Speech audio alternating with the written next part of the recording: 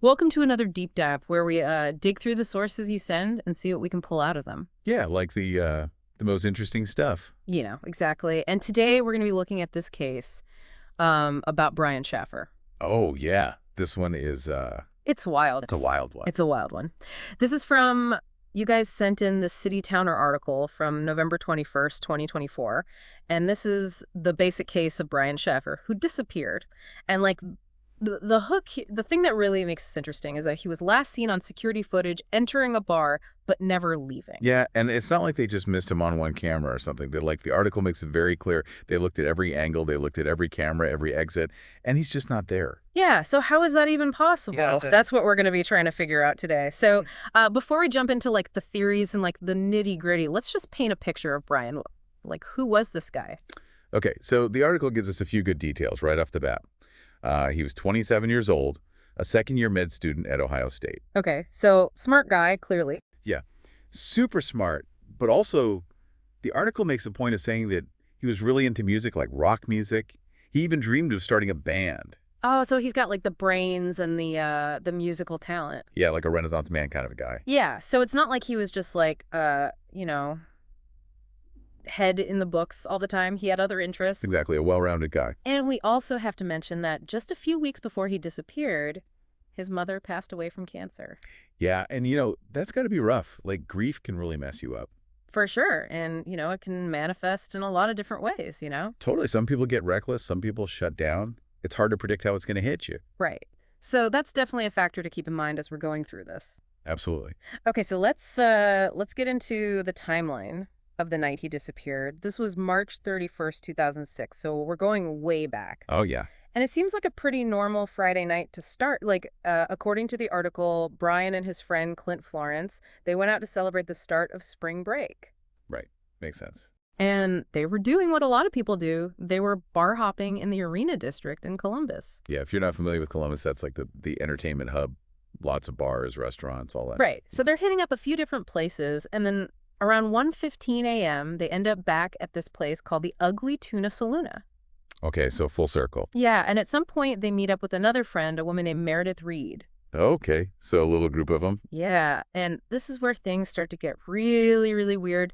Security cameras catch Brian entering the bar at 1:55 a.m., and that is the last confirmed sighting of him. So that's the last time anyone sees him, like for sure. Yeah, and like I said before, it's not like they just missed him leaving. There's no footage of him going out any of the doors. So it really does make you wonder, like, did he actually leave or? Or what? Yeah. So the article mentions there was a construction site next to the bar. Was there like an emergency exit or something? There was an emergency exit that led to the construction site. Okay, But so maybe he went out that way. There's no cameras there, so there's really no way to know. Ah, okay, so that's like a big blind spot. Huge blind spot. So essentially we've got this situation where Brian is seen going into the bar, but there's no record of him leaving. It's like he just stepped into another dimension. Right, and that's what we need to try to figure out, like, did he somehow manage to leave the bar without being seen, or did something happen to him inside? Big questions, and we've got a lot of ground to cover to even try to answer them. So, we were talking about his girlfriend, Alexis, right? Yeah. She was actually out of town when all this went down, like on vacation, and she couldn't get a hold of him. Couldn't reach him at all. Yeah, I'd be freaking out. Totally, and they had plans to meet up. So his sudden silence, it was totally out of character for him. Yeah, that's a huge red flag. Yeah, so when she got back and still couldn't reach him, that's when things really started to get serious. Okay, so when did his family get involved? Like, when did they realize something was wrong? So Brian's father, Randy Shaffer, he reported him missing on April 3rd, 2006. That was a few days after he vanished. Okay, so at that point, the police are on the case. What did they do? Well, they did a ton of searching, like the article goes into a lot of detail. They searched all around the Ugly Tuna Saloona. They searched the Olentangy River, which is nearby, thinking maybe he fell in or something. Oh, right. And they even went through that construction site next to the bar, like really thoroughly. And they found nothing. Nothing. No trace of him at all. Wow. It's crazy, right? They also checked security footage from other businesses in the area, hoping to catch him leaving the Arena District. Maybe he went somewhere else. But again, nothing. So we're back to square one, that security footage from the Ugly Tuna Saloona. This is the last place anyone saw him, and it just doesn't give us any answers. No, just a dead end. So what now? Do we just like throw our hands up and say, we'll never know? Well, not quite. The article goes through a bunch of theories that have been proposed over the years. Yeah. People trying to make sense of this impossible situation. Okay, so let's break those down one by one and see if any of them hold water. Sounds good to me. What's the first one we should look at? Well, one of the big ones is foul play, right? You've got a busy bar district, a construction site. It wouldn't be hard for something to happen and for no one to notice. Right. Like it was a Friday night, there are probably tons of people around. Exactly. And think about it. Back then, security cameras weren't as common as they are now. The article mentions this, so that construction site could have been a blind spot. Okay, so foul play is definitely on the table. Oh, What about accidental death? Did the article mention that? oh yeah, for sure. Some people think he might have had an accident, maybe fell into the construction site or even into the river. But they searched those areas, right? They did, and they found nothing. That's strange. Yeah, it is. Rivers can be tricky, though.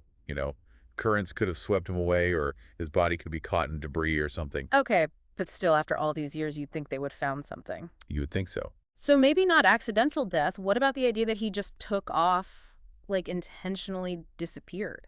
That's another theory that's been floated around. Maybe he was overwhelmed with grief over his mom or the pressure of med school and just decided to start a new life somewhere. I mean, people do that, right? All the time, but you'd think he would have contacted someone by now. Even just a quick note to say he's okay. Especially his girlfriend or his dad. They were close. Right. The article talks about how strong those relationships were. So, yeah, it seems unlikely he would just cut them off completely. Okay, so probably not a runaway situation, which brings us to, I guess, the toughest theory to consider suicide. Yeah, that one's definitely heavy, and there's really no evidence to support it. People close to Brian have denied that was a possibility.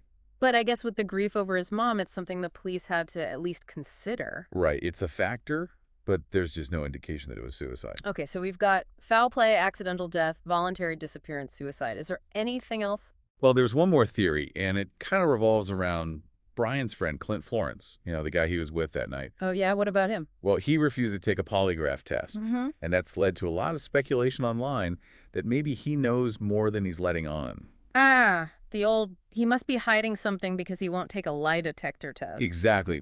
But to be fair, the article points out there's no actual evidence linking Clint to Brian's disappearance.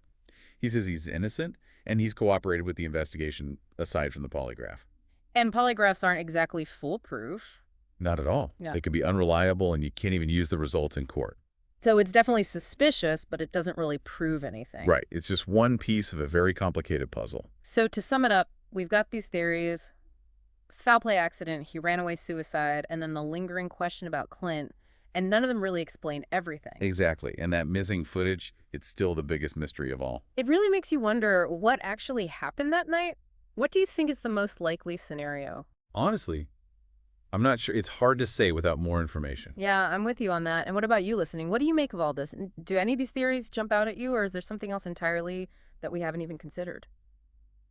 It's easy to get lost in the theories, but this article, it also reminds us that this is about real people, Brian's family, his friends. Oh, absolutely. Like, this isn't just an abstract puzzle, it's someone's life. Right, and the people who are close to him, they're the ones who have to live with this, not knowing what happened. Exactly. And the article, it really highlights Brian's father, Randy Shaffer. He spent years searching for his son, like never gave up hope. That's got to be tough. I can't even imagine. And tragically, he actually passed away in 2008. Oh, no. What It happened? was a freak accident. He got hit by a falling tree during a storm. Oh, wow. That's just awful to lose your son. And then, I know, it just adds another layer of sadness to the whole thing. what about Brian's girlfriend, Alexis? Yeah, she's still out there, hoping for answers after all these years. To be in that kind of limbo, it must be agonizing. Totally. The article talks about how these unresolved disappearances, they can really mess people up, Yeah. psychologically. Yeah, like how do you ever move on when you don't know what happened? It's like a wound that never heals. So his case is still open, right? As far as we know, yeah, the Columbus Police Department, they still consider it an active investigation. Wow. So maybe someday there will be answers. You never know. The article mentions that there have been tips over the years, potential sightings, but nothing concrete. It's just so strange to think about Brian just disappearing like that from a place that seemed so normal. I know. It's like he just stepped out of reality. Right back to that security footage, The last image of him going into the bar and then nothing. It's like a glitch in the matrix. It really makes you wonder if there's something we're all missing, some crucial detail that could unlock this whole thing. Maybe there's a piece of information out there that someone has, but they Mm. don't realize it's important. It's possible if Brian did leave the bar that night, where could he have gone and why? Big questions, and hopefully someday we'll have the answers. Well, that about wraps up our deep dive into the Brian Shaffer case. Yeah, this one is definitely a head scratcher. It really is. And if anyone out there has any information about Brian's disappearance, no matter how small it might seem, please contact the authorities. The article lists the contact info for the Columbus Police Department and Central Ohio Crime Stoppers. Even the smallest detail could be the key to solving this mystery. Exactly. So don't hesitate to reach out if you think you might know something. And a huge thanks to all of you who sent in this article. Yeah, thanks for listening to another deep dive. We'll be back soon with another stack of sources and hopefully some more answers to the world's biggest mysteries.